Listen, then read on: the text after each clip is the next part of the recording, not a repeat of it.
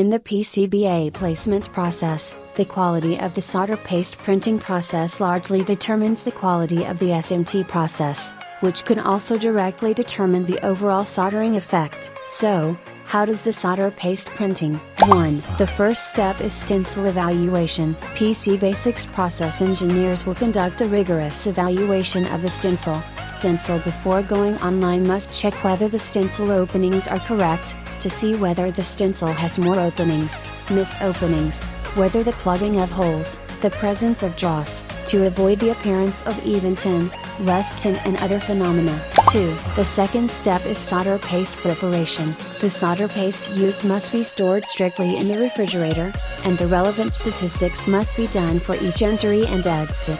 3. The third step is printing. Operators will carefully adjust the parameters to avoid some printing defects. At the same time, to avoid stencil damage or squeegee damage, the machine track is strictly required to be parallel to the PCB board. 4. The fourth step is SPI.